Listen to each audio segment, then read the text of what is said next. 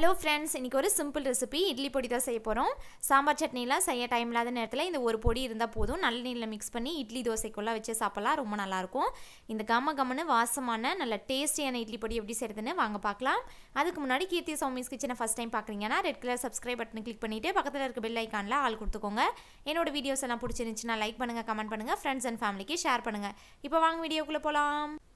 First idli பொடிக்கு பருப்பெல்லாம் dry roast பண்ணிக்கலாம். நான் 2 டேபிள் ஸ்பூன் கடலை பருப்பு வெறும் வானல்ல சேர்த்துட்டு இதை ஒரு 2 நிமிஷம் ஃப்ளேமை லோலியோ இல்லை சிம்லியோ வச்சு பொறுமையாக வறுத்துக்கணும். பருப்பு நல்லா வறுபட்டு அதோட ஸ்மெல்லு வரும், அந்த அளவுக்கு வறுத்துக்கணும்.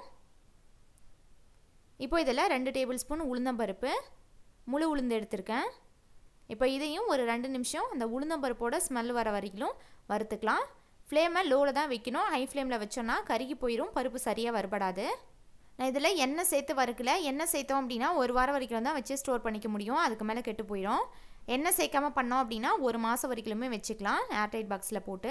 இப்போ இதில் 1/2 டீஸ்பூன் சீரகம், 1/2 டீஸ்பூன் மிளகு இதையும் வறுத்துக்கலாம். பருப்பு பொடியில் சீரகமும் மிளகும் சேர்த்துக்கிட்டோன்னா நல்லா டைஜஸ்ட் ஆகும், நல்லா வாசமாகவும் இருக்கும். சீரகம் சேர்த்த உடனே வறுபட்டுரும், பார்த்து டக்குன்னு எடுத்துக்கோங்க. ஒரு 20 செகண்ட் வறுபட்டால் போதும். இப்போ இதில் 1 டேபிள் ஸ்பூன் எள்ளு சேர்த்துக்கிறேன். எள்ளோட வாசமும் பருப்பு பொடியில் நல்லாயிருக்கும், அதனால் வெள்ளையில் இருந்தால் கூட சேர்த்துக்கோங்க. எள்ளு நல்லா பொரிஞ்சு வரும். ஒரு 30 செகண்ட் தான், பேன் ஆல்ரெடி ஹீட்டாக இருக்கிறதுனால.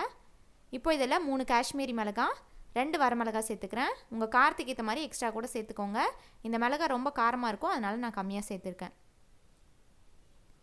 இதையும் கலர் மாறாத அளவுக்கு வறுத்து எடுத்துக்கலாம். இப்போ இதில் ஒரு 3 பூண்டு பல், இது ஆப்ஷனல் தான், நீங்கள் இந்த வாசம் பிடிக்காது அப்படின்னு நினச்சிங்கன்னா சேர்க்க வேணாம். இப்போ இதில் காஞ்ச கருவேப்பிலை ஒரு கொத்து சேர்த்துக்கிறேன்.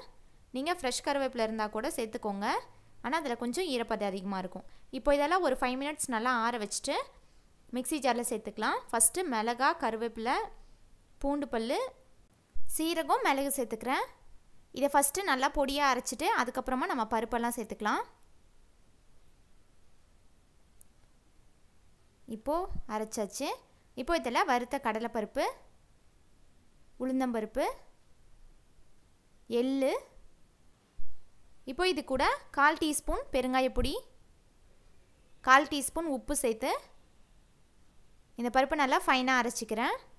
எனக்கு நல்லா ஃபைன் பவுடராக அரைஞ்சால் பிடிக்கும். உங்களுக்கு கொரகொரப்பாக இருக்கிறதா பிடிக்கும்னா அந்த மாதிரி அரைச்சிக்கோங்க. அவ்வளோதான், நம்மளோட இட்லி பொடி ரெடி. நல்லா கம்மன்னு வாசனையான டேஸ்டியான இட்லி பொடி ரெடி. இதை வச்சு நீங்கள் பொடி தோசை, பொடி இட்லிக்கெல்லாம் யூஸ் பண்ணிக்கலாம். இந்த பொடியை நல்ல நீரை மிக்ஸ் பண்ணி நல்லா இட்லி கூட தொட்டு சாப்பிட்டோன்னா ரொம்ப சூப்பராக இருக்கும். இந்த ரெசிபி நீங்களும் கண்டிப்பாக ட்ரை பண்ணிட்டு ஃபீட்பேக் கமெண்ட்ஸில் சொல்லுங்கள். இந்த வீடியோ பிடிச்சிருந்துச்சின்னா லைக் பண்ணுங்கள், ஷேர் பண்ணுங்கள். கீர்த்தி சௌமிஸ் கிச்சனை சப்ஸ்கிரைப் பண்ணுங்கள். தேங்க்ஸ் ஃபார் வாட்சிங்.